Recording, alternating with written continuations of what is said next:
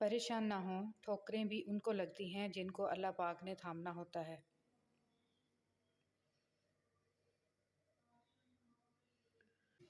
क्या आप जानते हैं जो ज़मीन में चश्मे कैसे जारी हुए? एक रवायत में है कि जब अल्लाह पाक ने हज़रत आदम अलैहिस्सलाम को पैदा फरमाने का इरादा किया तो ज़मीन से फरमाया, मैं तुझसे एक मखलूक पैदा फरमाने लगा हूँ, तो जिसने मेरी फरमाबरदारी की इसे मैं जन्नत में दाखिल करूँगा और जिसने मेरी नाफरमानी की इसे मैं जहन्नम में डाल दूँगा। तो ज़मीन ने अर्ज़ किया, मेरे रब, क्या तू मुझसे ऐसी मखलूक को पैदा फरमाएगा जो जहन्नम में जाएगी? तो अल्लाह पाक ने इरशाद फरमाया, हाँ। इस पर ज़मीन इस कदर रोई कि इसके चश्मे जारी हो गए और ये क़यामत तक जारी रहेंगे। जुनैद बगदादी से पूछा गया कि क्या कोई मर्द किसी गैर महरम लड़की को पढ़ा सकता है? फरमाया, अगर पढ़ाने वाला बायज़ीद बस्तामी हो और पढ़ने वाली राबिया बसरी हो, जिस जगह पढ़ाया जा रहा हो वो बैतुल्लाह शरीफ हो और जो कुछ पढ़ाया जा रहा हो वो कलामुल्लाह हो, फिर भी इजाज़त नहीं है। दज्जाल का ज़हूर यहूदी कौम से होगा। दज्जाली फितने का शिकार पहले औरतें होंगी। इसलिए यहूदी किसी भी किस्म के नज़रिए को आगे बढ़ाने के लिए, दुनिया में फैलाने के लिए ख़ास तौर पर ख़वातीन का इस्तेमाल करते हैं। अगर तुम अपने रब पर बहुत भरोसा रखते हो तो ये भी जान लो कि तुम्हारा रब इस भरोसे को कभी टूटने नहीं देगा।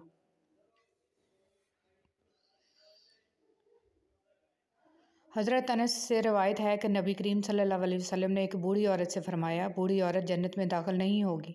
इसने अर्ज़ किया कि बूढ़ी औरतों ने क्या गुनाह किया है? ये औरत कुरान पढ़ा करती थी। आप सल्लल्लाहु अलैहि वसल्लम ने फरमाया, क्या तुमने कुरान में ये नहीं पढ़ा कि हम इन्हें दोबारा पैदा करेंगे इस तरह कि वो नौजवान होंगी, हम उम्र होंगी और इनके दिलों में अपने शौहरों की मोहब्बत कूट कूट कर भरी हुई होगी। नमाज जगह बदल बदल के पढ़नी चाहिए क्योंकि ज़मीन का वो हिस्सा हमारा गवाह बन जाता है और आखिरत में मग़फ़िरत का ज़रिया बन जाएगा। अच्छी बात बताने से अमाल में 30 लाख नेकियां लिख दी जाती हैं। क़यामत के दिन इंसान एक नेकी को तरसेगा। कुरान पाक सिर्फ चूमने, बंद करके गिलाफ में लपेट कर ऊंची जगह पर रखने के लिए नहीं उतारा गया, बल्कि कुरान पाक खोलने, पढ़ने, समझकर इस पर अमल करने और इसकी रोशनी दूसरों तक पहुंचाने के लिए उतारा गया है। दूसरों के महल देखकर खुद को गरीब मत समझो क्योंकि अमीर और गरीब दोनों की कब्र एक जैसी होती है।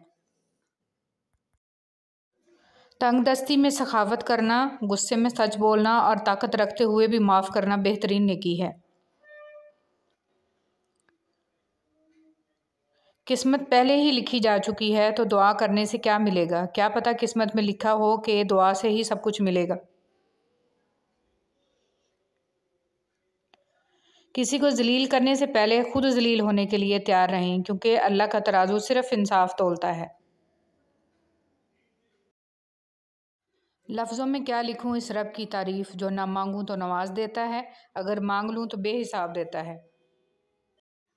बेटियों को जहेज़ नहीं जायदाद में से हिस्सा दो क्योंकि जहेज़ देना रस्म है और जायदाद में से हिस्सा देना रब्बे कायनात का हुक्म है। बकरियां रात होते ही फ़ौरन सो जाती हैं और फजर से पहले उठ जाती हैं। यह नुज़ूल रहमत का वक्त होता है, लिहाजा इनमें बरकत हासिल होती है। कुत्ते रात भर भौंकते रहते हैं और फजर के करीब सोते हैं, लिहाजा रहमत और बरकत से महरूम होते हैं। बस गौर फ़िक्र का मुकाम है, आज हमारा भी यही हाल है। हम अपनी रातों को फजूलियात में गुजारते हैं और वक्त नज़ूल रहमत सो जाते हैं। इसी वजह से आज ना हमारे माल में बरकत है और ना ही हमारी औलाद में और ना ही किसी दूसरी चीज़ में है। कायनात में कोई किसी का इतनी शिद्दत से इंतज़ार नहीं करता जितना अल्लाह रब्बुल इज़्ज़त अपने बंदे की तौबा का इंतज़ार करता है। ईमान के साथ एक झोंपड़ी में रहना कुफ्र के साथ महलों में रहने से बेहतर है। अल्लाह की हिकमत से कोई वाकिफ़ नहीं, वो हमेशा अपने नेक बंदों को आजमाइश में ही डालता है। गुनाह से बचने की दो सूरतें हैं, दिल में अल्लाह ताला से मुलाकात का शौक़ हो या अल्लाह ताला के सामने पेशी का खौफ हो, और इनके बगैर गुनाह से बचना मुश्किल है। अल्लाह हमें अमल की तौफ़ीक अता फ़रमाए, आमीन। सजदे की सबसे बड़ी खूबसूरती ये है कि ज़मीन से की जाने वाली सरगोशी आसमानों पर गूंजती है। दुनिया एक बाज़ार है जो अनकरीब बंद हो जाएगा। अक्लमंद वो है जो इस बाज़ार से अपने असल घर आखिरत के लिए कुछ इकट्ठा कर ले اللہ رب العزت ہم سب کو آخرت کی تیاری کی توفیق عطا فرمائے۔